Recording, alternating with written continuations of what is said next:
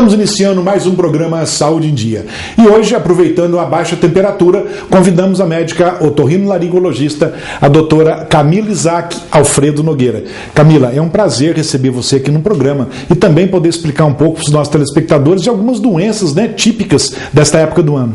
Prazer é todo meu, Luciano, agradeço o convite. Camila, inclusive eu sei que você fez especialidade, Conta para os nossos telespectadores em que você especializou também.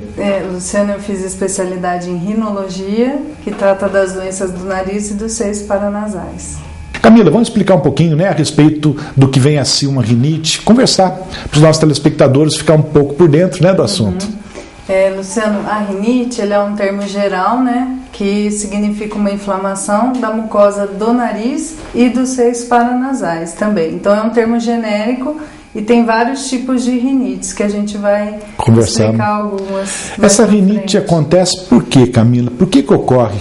Na verdade é um mecanismo do corpo mesmo, envolve vários mecanismos inflamatórios, vasculares, neurais da mucosa do nariz e causa os efeitos, mais ou menos, basicamente os sintomas são os mesmos para algumas rinites. E falando em sintomas, então, explica um pouquinho quais são os sintomas das rinites. Bom, as rinites elas podem causar obstrução nasal, que é a congestão nasal, que é o nariz entupido, que o paciente reclama, tá? Pode alternar o lado da narina que fica entupido. A secreção é uma secreção clarinha, que a gente fala, parece água mesmo, o paciente fica com o nariz escorrendo. Pode ter alteração do olfato naqueles casos mais crônicos. E o que caracteriza bastante a rinite, principalmente alérgica, é a coceira, que a gente chama de prurido, e os espirros frequentes também. Alguns casos de rinites a gente pode ter a coceira também no ouvido, na garganta, que é aquele paciente que queixa, que coça o olho, coça o ouvido, a garganta. Na verdade é tudo pertencente a uma doença só. Resumindo, vem a ser a rinite. Vem ser a rinite. E a rinite, tem alguns tipos de rinite, como você comentou agora há pouco, que tem alguns tipos. Quais são os tipos de rinite? Tem dois grandes grupos, que são as rinites infecciosas e as não infecciosas. As infecciosas são as mais comuns, são as virais. As rinites virais é a famosa gripe, que todo mundo conhece e que essa época do ano no inverno não tem como, normalmente é difícil escapar, E das não infecciosas, a mais comum é a alérgica, que eu acho que essas duas são as mais importantes para a gente conversar hoje. Tá ok. Bom, tirando a gripe em si, a alérgica, conta um pouquinho, vamos conversar um pouquinho então da rinite alérgica, para os nossos telespectadores, então, aprender um pouquinho o que deve ficar longe, o que deve afastar, os fatores, A rinite alérgica, ela está bastante associada com a interação que a gente tem com o meio ambiente, que o nariz é o primeiro local do corpo que a gente respira, tem contato com os alérgenos, que são os que causam essa reação imunológica. Então, os alérgenos como poeira, ácaros, barata, tudo que tem ao nosso redor, animais domésticos que entram em contato com o nosso corpo pode desencadear essa rinite. A rinite alérgica, Isso, alérgica. Então, por exemplo, em casa é tirar todos esses fatores, então, Quem tem as crises, tirar animais domésticos, de dentro de casa. E na verdade, assim, a gente orienta bastante com relação à roupa de cama, trocar pelo menos uma vez por semana para os pacientes que têm a rinite alérgica. Tá sempre lavando essa roupa também, evitar de ter bichos de pelúcia, tapetes que acumulam bastante poeira. Então, resumindo, a poeira realmente judia, Camila? Judia, piora bastante. Tem mais algum fator de risco, alguma coisa que piora essas rinites? Na verdade o mofo também piora, então lugar muito úmido, a gente pede para tirar papel de parede, ar-condicionado tem que estar limpando o ar periodicamente, principalmente nos trabalhos onde que a maioria dos locais não faz trabalha isso, com ar-condicionado, em locais quentes. Exatamente. E os animais, a gente pede, quem tem animal doméstico, procurar deixar o animal fora de casa, se for para dentro de casa, evitar de ficar no quarto de quem tá com a rinite. Deixa o animalzinho lá no cantinho dele, Isso. Ô Camila, a rinite alérgica, por exemplo, família que tenha algum tipo de alergia, pode desenvolver rinite nos filhos, alguém da família? Sim, Luciano, tem uma susceptibilidade genética que a gente fala, que pais que têm rinite, quando o pai e a mãe têm rinite, 80% de chance dos filhos terem a rinite também. Fora que ela está bastante associada com a asma, é o mesmo mecanismo. Então, pais asmáticos podem ter a chance também de ter filhos asmáticos. E a maneira de prevenir também, de prevenção, é a mesma coisa que você acabou de dizer, né? Mesma coisa. Bom, se você comentou da rinite alérgica e da gripe, tem algum cuidado, alguma coisa especial que a pessoa possa fazer, Camila? Na gripe, a gente procura pedir no inverno principalmente, pedir para evitar locais muito fechados, com muita aglomeração, que a chance de transmissão do vírus é maior, né? Principalmente crianças em creche, que aumenta muito a incidência de viroses. Hidratação bastante, hidratar sempre. Isso é importante, né? Importantíssimo, criança tá sempre com a vacinação em dia, porque tem várias doenças que são preveníveis, né? Lógico. E quando tiver a gripe mesmo, tomar as medidas sintomáticas da gripe, que é a hidratação, a alimentação tem que estar boa, usar bastante analgésico e antitérmico se necessário, mas essas orientações gerais mesmo. E o mais importante de tudo é procurar o especialista, né? Com o otorrino, certeza. No caso, o otorrino consegue orientar bastante, para orientar e fazer um tratamento decente, né? Correto, também, né, Camila? Camila, falando em tratamento, a gente sempre ouve, né? O pessoal que tem rinite usa muito o descongestionante nasal tópico, né? Ou seja, aquele sprayzinho, né? Ou as gotinhas que pingam no nariz. O que você fala disso? Luciano, a gente, assim, o otorrino, assim, tem o uso correto do descongestionante, que é até 7 dias, que a gente pode usar no máximo, tá? Fora isso, ele causa uma rinite medicamentosa, ele causa um efeito ao contrário, que é o efeito rebote. Ao invés de desentupir o nariz, ele vai obstruir mais o nariz. Então, a alteração da fala, o paciente fica com uma secreção hialina, que é aquela secreção clarinha o tempo todo. Então, a gente procura usar o descongestionante com indicação médica, não pode usar mais de 7 dias. Então, quem estiver nos assistindo, né, procurar sempre orientação médica. Sim. É o que a gente sempre comenta aqui no programa, né? Não usar com medicamento aleatório não, né, Camila? Com certeza. Camila, nós vamos fazer um breve intervalo e já voltamos com o programa Saúde em Dia. Voltamos com o programa Saúde em Dia. E hoje falando com a otorrinolaringologista, a doutora Camila. Camila, vamos falar um pouquinho de otite, né? No bloco anterior nós falamos a respeito de rinite, né? Isso. Vamos comentar um pouquinho de otite, o que vem a ser otite. A otite, Luciano, ela é uma inflamação, né? Também da orelha média. A orelha média é uma estrutura do nosso ouvido que fica atrás do tímpano.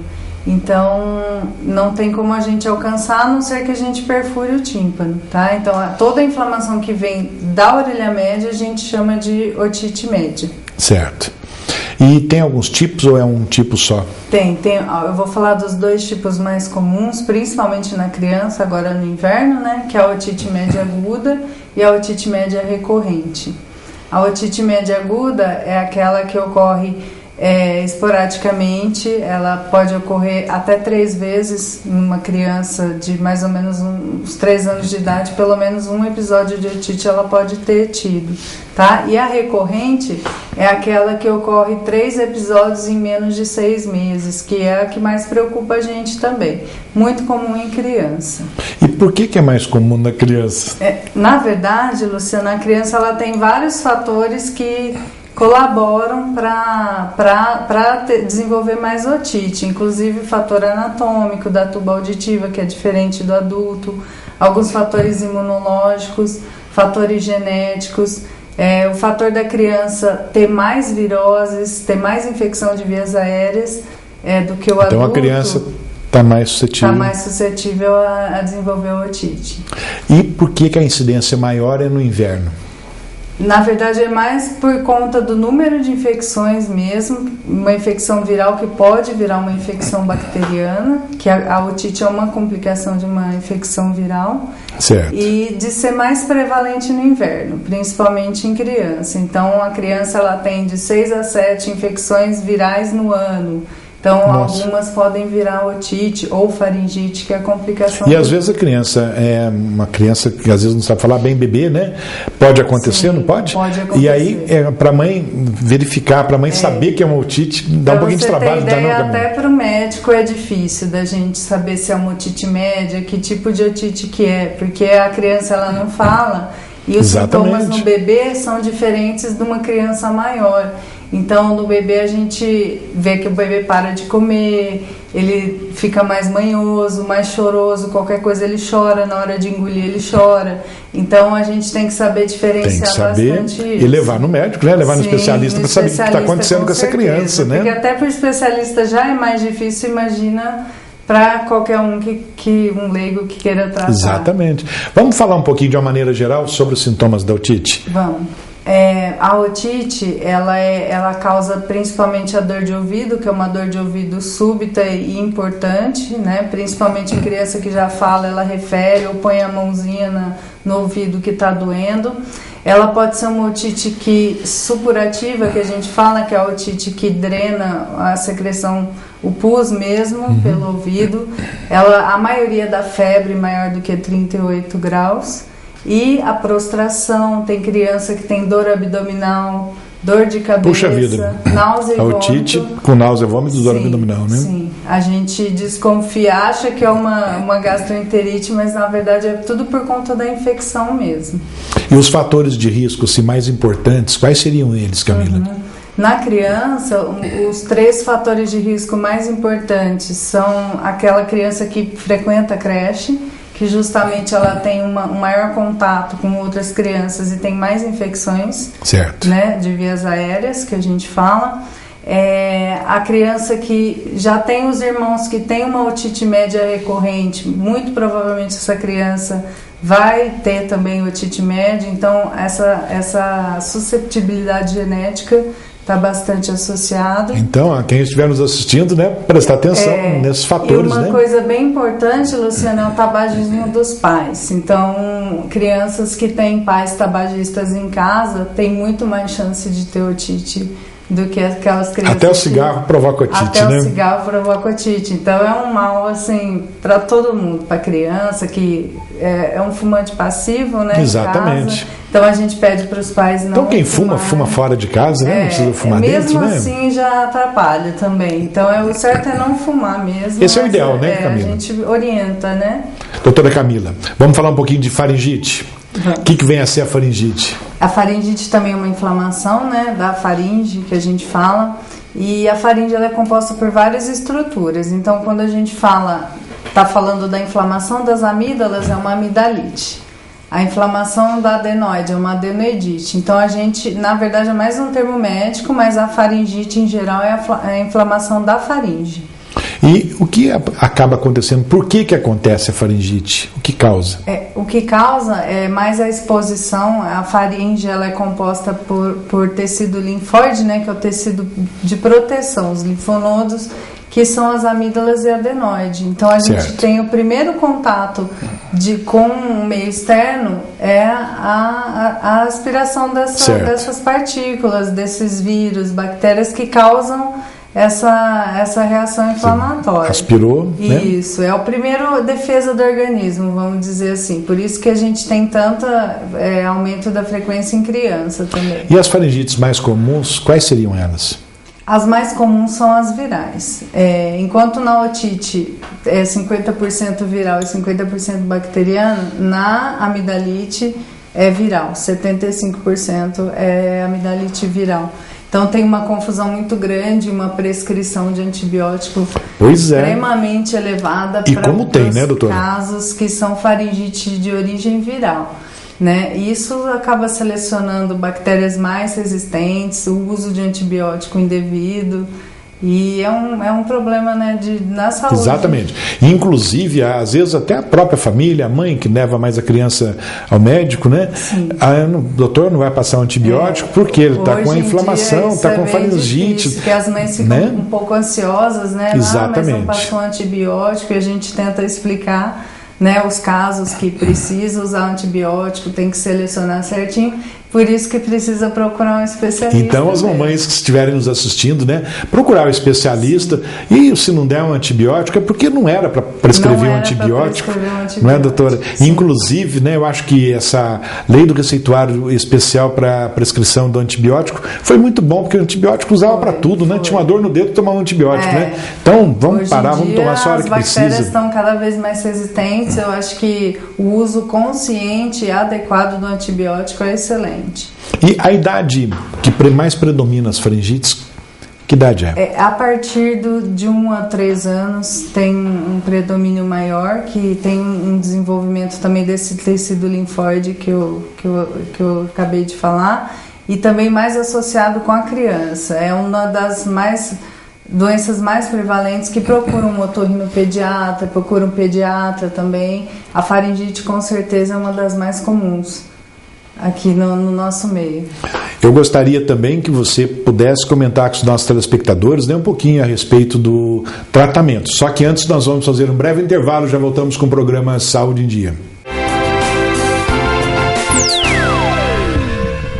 Voltamos com o programa Saúde em Dia. Hoje conversando com a médica otorrinolaringologista, doutora Camila, e agora nesse bloco também a presença da Juliana com as perguntas dos nossos telespectadores.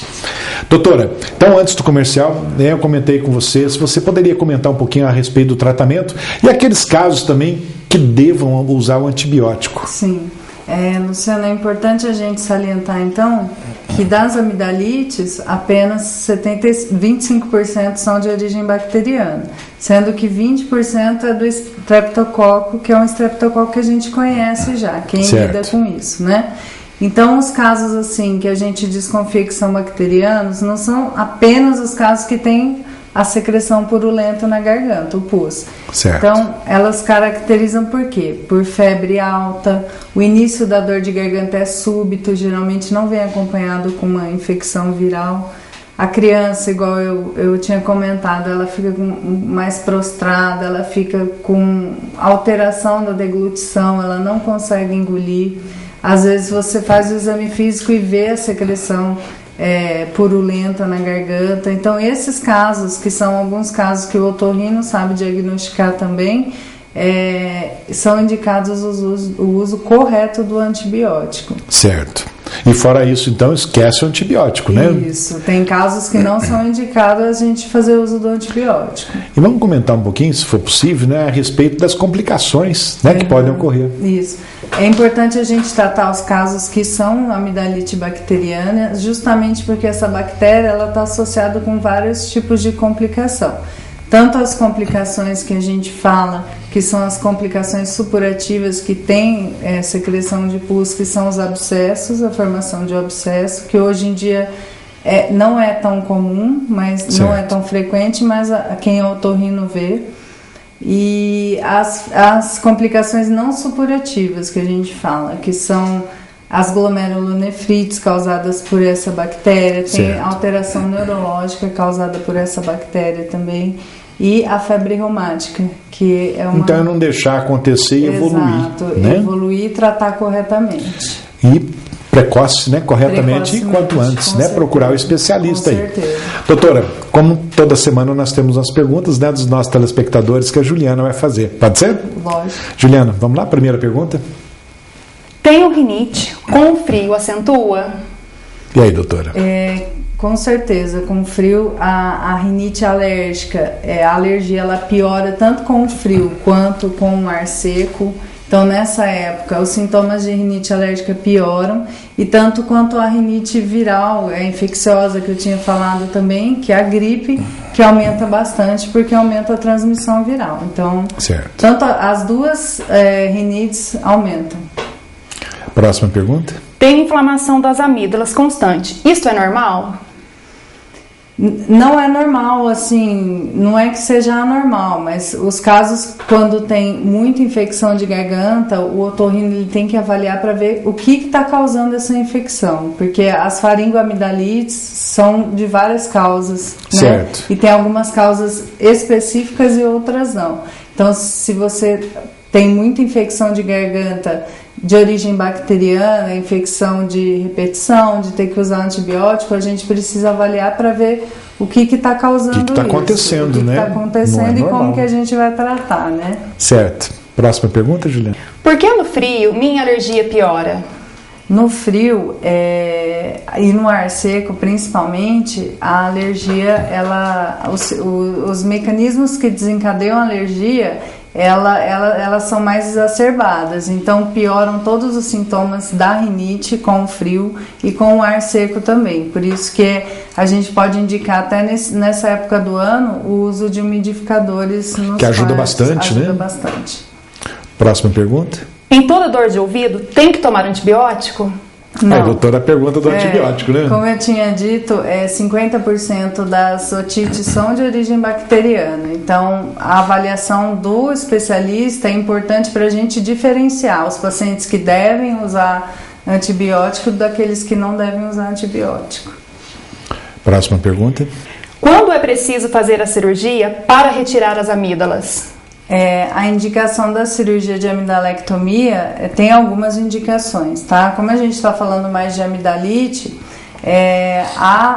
o número de infecções que você tem no ano, a gente tem uma classificação, mas é bom lembrar que não é uma indicação absoluta de fazer cirurgia. Certo. Então vai muito da resposta do paciente ao tratamento, da conversa que o médico tem também, para os dois chegarem num consenso de risco-benefício se vale a pena fazer cirurgia. Tem a cirurgia, por exemplo, tem a ver com o número de recidivas durante o ano? Tem a ver. Tem a ver do período do ano. Tem alguns critérios, né? A gente usa mais de 7 infecções num ano, a gente já de 5 a 7 pode fazer indicação. Tem mais alguma pergunta, Ju? Temos sim, doutora, nossa última pergunta. É correto o uso do cotonete? Dizem que empurra a cera para dentro. Isso é verdade? Sim, o cotonete a gente orienta de maneira geral a não usar, principalmente em criança. Os pais às vezes querem limpar o ouvidinho da criança, não precisa, porque a cera é uma proteção que o ouvido tem contra os agentes externos. Quem usa muito cotonete, além de empurrar a cera e causar uma obstrução do conduto do ouvido certo. Pela cera, você pode acabar traumatizando esse conduto, gerando infecções e o pior que é a perfuração do tímpano, que é muito comum em criança. Inclusive, às vezes a criança, né? Desculpa te cortar, mas a criança às vezes movimenta muito e a mãe vai com o cotonete e acaba fazendo estrago ali no local, né? A criança, sem querer, como ela pula muito, traumatiza sem querer e perfura o tímpano e aí vira um problema crônico, é difícil depois tratar. Então, todo cuidado no uso de cotonete.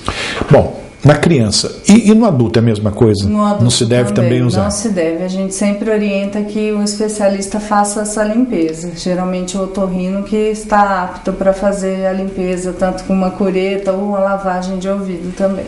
Doutora, foi bom você ter falado da lavagem de ouvido, que às vezes a gente ouve, né? Pessoal, fui em tal lugar fazer uma lavagem no ouvido. O que você diz disso? Porque agora você acabou de dizer que é o médico que faz, né? Exato. Hoje é o médico que faz, o especialista que faz a lavagem de ouvido. Então, outros lugares não tá assim apto né? para fazer um procedimento médico. Então, é mais o otorrino mesmo. É o otorrino que está especialista nisso, né? Exato. Bom, doutora, infelizmente nós chegamos no finalzinho do programa. Eu gostaria muito, né, de agradecer mais uma vez a tua presença aqui e que você deixasse uma mensagem para os nossos telespectadores. Foi um prazer, obrigada pelo convite novamente e eu espero ter ajudado a esclarecer algumas dúvidas. Estou à disposição para novos esclarecimentos e orientar a todos que tiverem algum problema otorrinolaringológico procurar um especialista. Lógico, não ficar tomando remédio do vizinho nem do parente, né? Com certeza. Então, doutora, mais uma vez, muito obrigado, Juliana, muito obrigado. Chegamos então ao final de mais um programa Saúde em Dia. Fiquem com Deus e até a próxima semana.